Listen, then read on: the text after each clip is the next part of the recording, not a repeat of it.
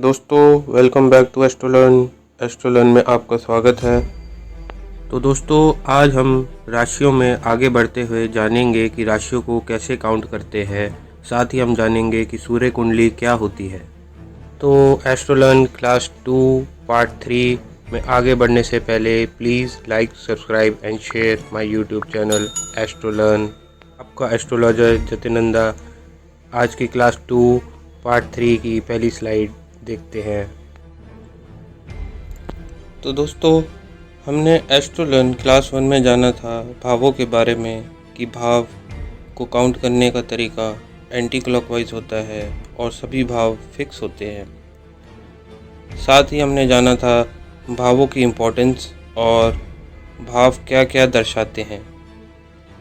तो दोस्तों, आज हम जानेंगे राशियों के बारे में।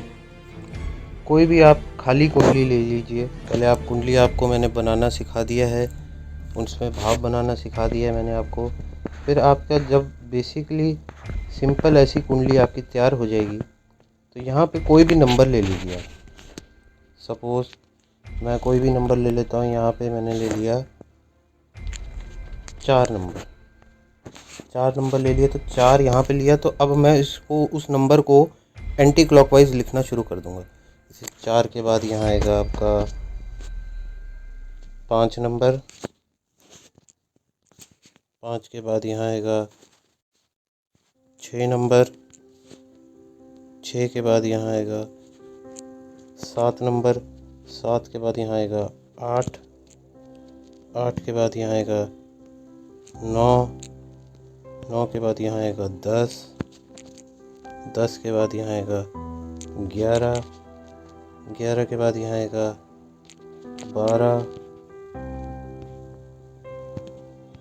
12 के बाद यहाँ 12 के बाद 1 आ जाएगा। जैसे घड़ी में होता है 12 के बाद 1 आता है, वैसे ही यहाँ पे 12 के बाद 1 आ जाएगा।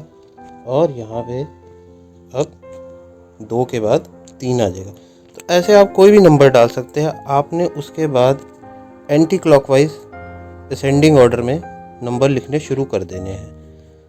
और ऐसे आप एंटी क्लॉकवाइज लिखते जाएंगे तो आपके 4, 5, 6, 7, 8, 9, 10, 11, 12, 1, 2, 3 कुंडली में सारी जगह आपके राशियों के नंबर डल गए और ये कुंडली बन गई आपकी कर्क लगन की। सपोज़ मैं दूसरे एग्जांपल के लिए आपको तुला लगन की कुंडली बना के दिखाता हूँ। तो तुला लगन की कुंडली के लिए मैं यहाँ पे 7 नंबर लिखूँगा। 7 नंबर यानी कि तुला लगन की कुंडली, शुक्र की कुंडली। 7 के बाद यहाँ पे वैसे ही 8। असेंडिंग ऑर्डर में मैं लिखता जाऊँगा 8, 9, 10, 11, 12, 1, 2, 3, 4, 5, 6। तो ऐसे मैंने सारी जगह, अब ये देखिए मैंने आपके सामने दूसरी कुंडली भी तैयार कर दी, तुला लगन की कुंडली। ऐसे कोई भी नंबर हो सकता है। यहाँ पे 7 की जगह 8 हो सकता है, 12 हो सकता है, 3 हो सकता है।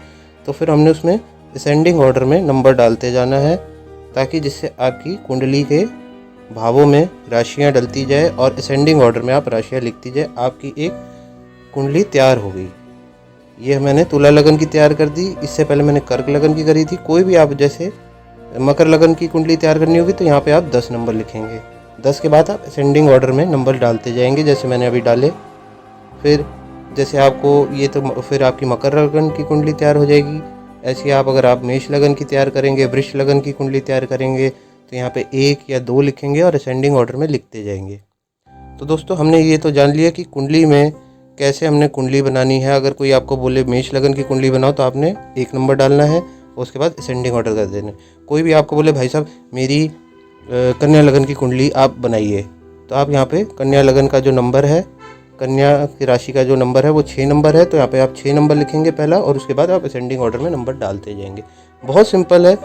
आपने कुंडली में ऐसे नंबर डालने हैं और आपकी कुंडली तैयार हो जाएगी, उस लगन की कुंडली जो जिस लगन की आपको कुंडली बनाने को बोला है।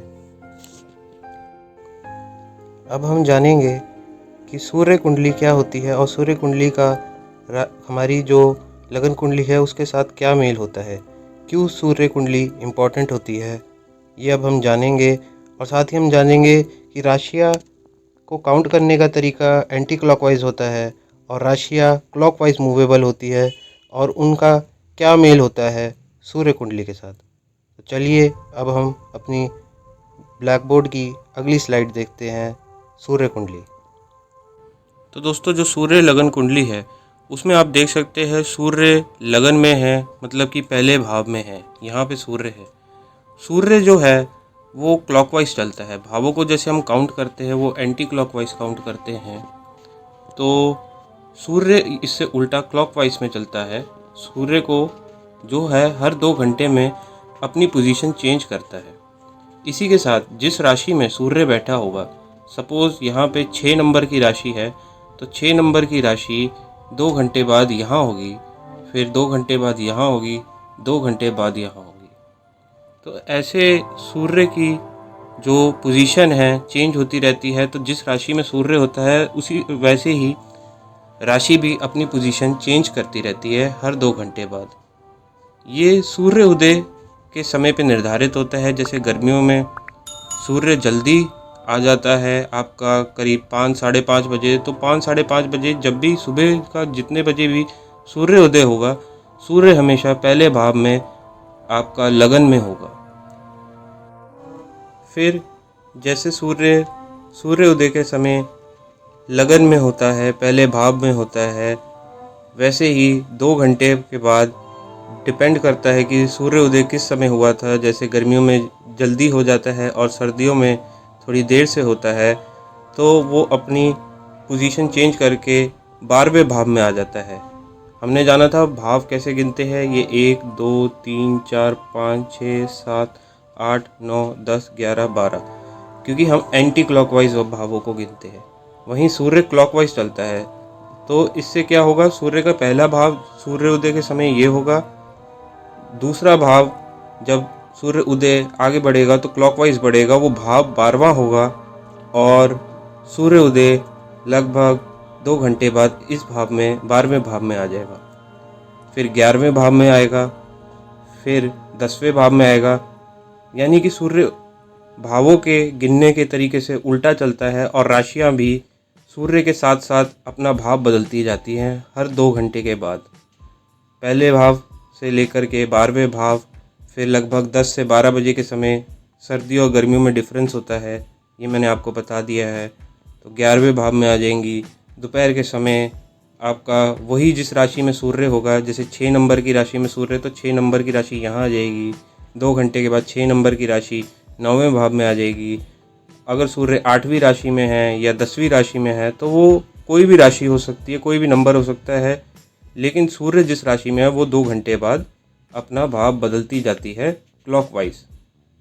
लेकिन अब हम जानेंगे कि सूर्य के साथ राशियाँ तो अपना क्लॉकवाइज भाव बदलती जाती है, मगर राशियों को काउंट करने का तरीका भी भावों की तरह ही होता है। मतलब कि अगर कोई राशि 6 नंबर से सपोज़ 2 घंटे बाद 12वें भाव में आई, तो इसका मतलब ये नहीं है कि हम राशियों को क्लॉकवाइज काउंट करना शुरू कर देंगे। राशियों को हम एंटी क्लॉकवाइज ही काउंट करेंगे।